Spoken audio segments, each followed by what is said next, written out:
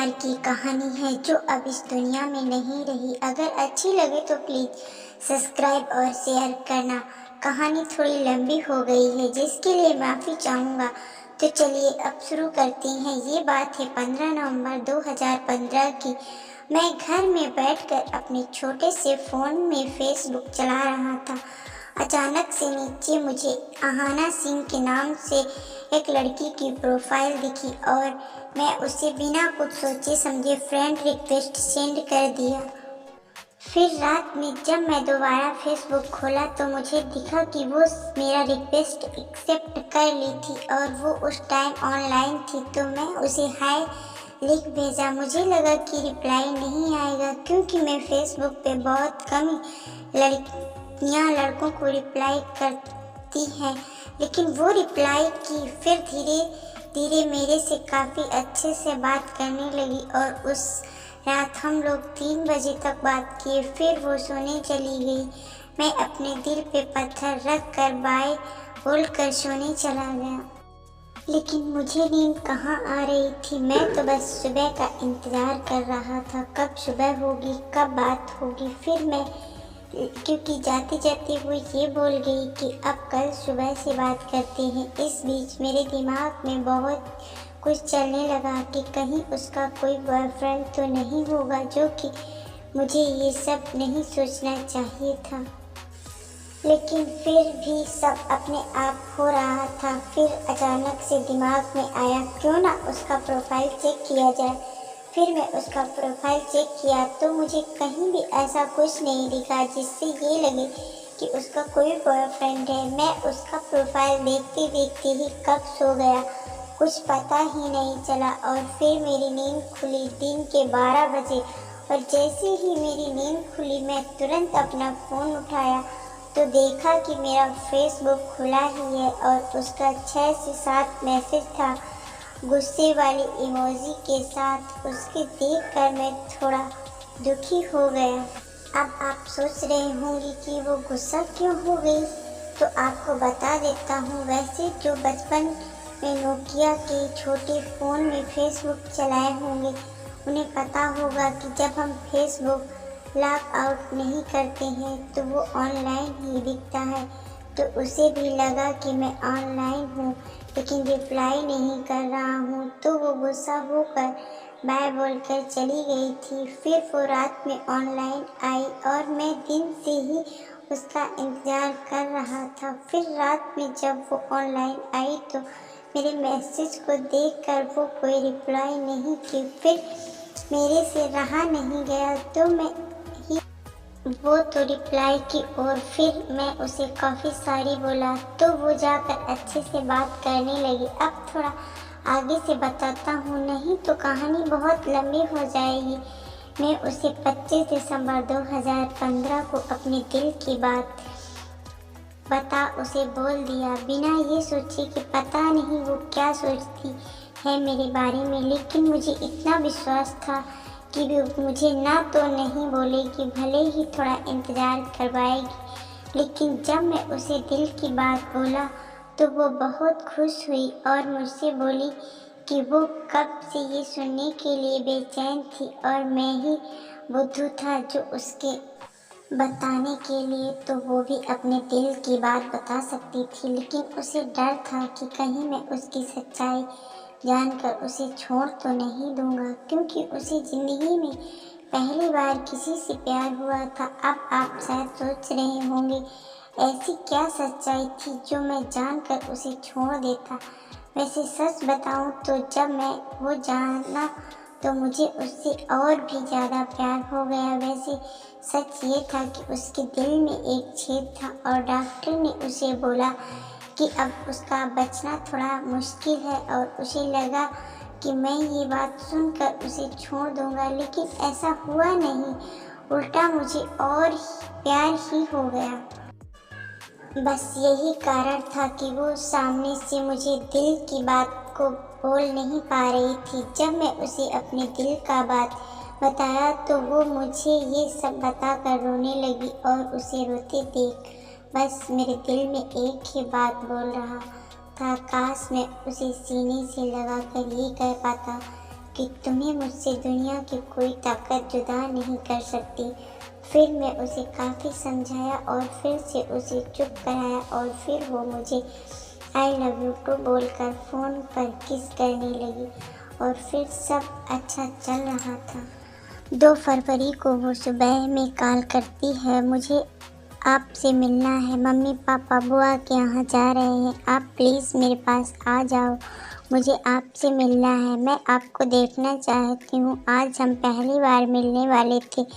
मिलने के लिए तो हम पहले भी मिल सकते थे, पर उसकी स्वास्थ्य की समस्या की वजह से हमें पहले मिलने का मौका नहीं मिला और आज हमें भगवान ने मौका दिया कि मैं उससे अच्छे से मिल सकूं और हम दोनों एक दूसरे के साथ अच्छे से समय बिता सकें।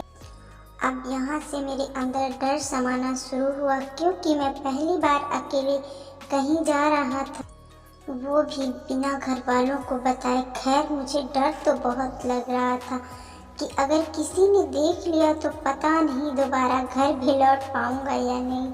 लेकिन उसे बिल्कुल भी किसी का डर नहीं था, वो क्योंकि उसे अब तक सत्यम से इतना प्यार हो गया था कि उसे सत्यम के अलावा कुछ और दिखाई ही नहीं दे रहा था। खैर, उसकी हिम्मत और मेरे प्यार ने मुझे इतनी हिम्मत दिया कि मैं उसके घर उससे मिलने चले ही आया। अभी जो उसके चेहरे पे खुशी थी, आज तक मैंने वो खुशी कभी किसी के चेहरे पे नहीं देखी। ऐसा लग रहा था जैसे कि उसे पूरा जहां मिल गया हो। वो मुझे देखते ही आकर मेरे गले लग गई और रोने लगी। लेकिन आज ये खुशी के आंसू थे और वो मुझे ठीक 10 मिनट तक गले लगी रही और फिर वो मुझे बेड पे बिठाकर और सामने खड़ी होकर रोते रोते मेरे माथे को प्यार से चूमने लगी, मानो हम बरसों बाद मिले हों। उसका प्यार देखकर सच में उस दिन मुझे लगा कि शायद मुझे दुनिया में इससे ज़्यादा कोई भी लड़की प्यार नहीं कर सकती है। फिर मैं फ्रेश हुआ और वो मुझे अपने हाथों से गोद में लेटकर खाना खिलाई। उसका प्यार देखकर ऐसा लग रहा कि वो मेरी बीवी हो और मैं उसका पति। शायद कोई बीवी भी अपने पति को इतना प्यार नहीं करती होगी जितना वो उस पल मुझे कर रही थी। फिर हम दोनों सुबह 5 बजे तक साथ में सोए और उस 5 घंटों में पल वो 1 घंटे के लिए भी मुझे नहीं छोड़ी, बस मुझे हक करके किस कर रही थी। बस दोनों का दिल ये कह रहा था काश ये पल यहीं रुक जाए या फिर मैं उसे अपने साथ अपने घर ले चला जाऊं। वैसे ही 5 बजे मैं बोला शायद अब मुझे जाना चाहिए, लेकिन वो मुझे छोड़ने का नाम ही नहीं ले रही थी और इधर तक बाहर थोड़ा थोड़ा उजाला हो गया। फिर मैं किसी तरह उसे समझा कर निकला। बस जाते देखकर वो बस रोए जा रही थी और मुझे डर ये लग रहा तब अगर बाहर किसी ने देख लिया तो रात में सोची हुई सारी बातें सच होने में वक्त भी नहीं लगेगा। बस जैसे ही मैं गेट से निकला, सामने रोड पे 2-4 लड़के खड़े होकर बात कर रहे थे। उसे देखकर बस थोड़ा डर तो लगा, लेकिन सोच लिया था जो होगा देख लें। लेकिन उन लड़कों ने मुझे कुछ बोला नहीं और मैं चुपचाप वहाँ से निकल गया। मेरे आने के बाद उसे मेरे से और भी प्यार होता जा रहा था, क्योंकि वो हर दिन उसी कमरे में उसी बेड पे सोती थी जहाँ हम दोनों साथ में सोए थे। उसके बाद लगभग 7-8 महीने तक हम साथ रहे और फिर काफ़ी बार बाहर मिले भी और वो मुझे अपने याद में मुझे एक घड़ी गिफ्ट की थी। थोड़ी पुरानी हो गई लेकिन आज भी मेरे साथ है, क्योंकि उसकी बस यही एक आखिरी निशानी बची है। इस बीच मैं जयपुर आ गया बीटेक करने और उधर उसकी तबीयत काफ़ी ख़राब होने लगी और वो मुझे कभी बताई नहीं। फिर अचानक से उसका कॉल आना बंद हो गया। वो मुझे इतना बोली थी कि वो फिर से चेकअप के लिए मुंबई जा रही है, इसलिए कुछ दिन कॉल नहीं कर पाएगी और अगर मौका मिला तो कभी कभी कॉल कर लेगी। लेकिन मैं भी ज़्यादा टेंशन लिए नहीं।